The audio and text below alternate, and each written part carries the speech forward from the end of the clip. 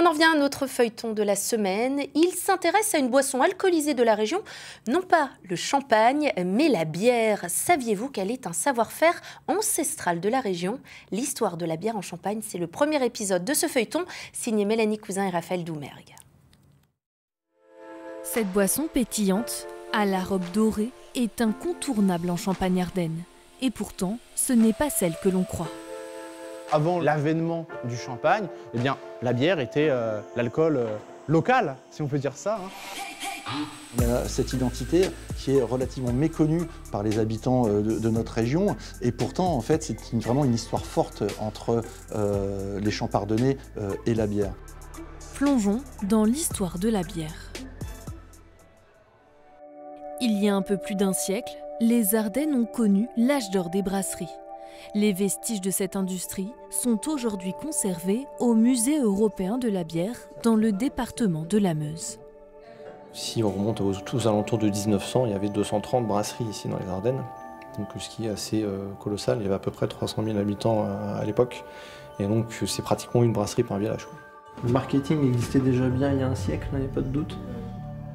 Cette production importante de bière s'explique par une forte consommation des Ardennais.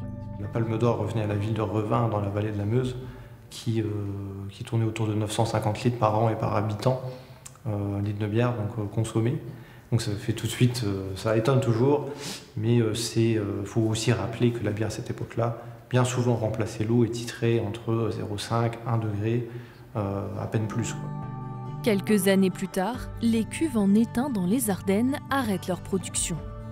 Dans la Première Guerre mondiale, où des brasseries vont être détruites, où on va réquisitionner le personnel qui va parfois mourir lors de la guerre, et puis le matériel comme les cuves qui vont être utilisés pour faire des armes, des obus, etc. C'est vrai qu'en plus le matériau était un peu attrayant pour les troupes allemandes lors de la Première Guerre mondiale, et c'est ce qui fait qu'aujourd'hui on n'a plus beaucoup de traces des brasseries à l'époque, en tout cas, à quoi pouvait ressembler une brasserie à cette époque-là. En 1921, les brasseurs ardennais reprennent du service. 17 passionnés créent la grande brasserie ardennaise. Cette mutualisation va permettre l'essor d'une grande brasserie sur le territoire, avec à son apogée plus de 200 000 hectolitres produits par an, qui en fera donc une des plus grandes brasseries françaises. Un peu plus au sud, la Marne aussi était une terre de bière. Plus de 80 brasseries étaient recensées au début du 19e siècle. À cette époque, les caves de champagne de la maison Martel avaient une toute autre utilité. En effet, dès le début du 19e siècle, ces caves vont accueillir une brasserie et une distillerie. Ça veut dire qu'ici, on ne faisait pas de champagne, mais bien sûr de la bière. Quelques étages plus haut, cette pièce de réception était une ancienne malterie.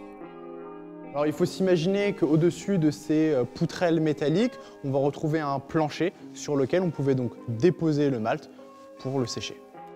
Seule trace de ce passé, ce document précieusement conservé. Ici, on a une lettre datée de 1900. On va retrouver justement l'enseigne de la brasserie de la Grosse Enclume. Et on retrouve ici les noms, gouverneur et frères. Et très intéressant, l'adresse, 17 rue des Créneaux, qui est donc aujourd'hui le bâtiment dans lequel nous nous trouvons, la maison Martel. Cette production de bière n'est pas un hasard. Les terres champenoises produisent la matière première de cette boisson. Cet orge s'exporte dans le monde entier. C'est ce que nous verrons dans le prochain épisode.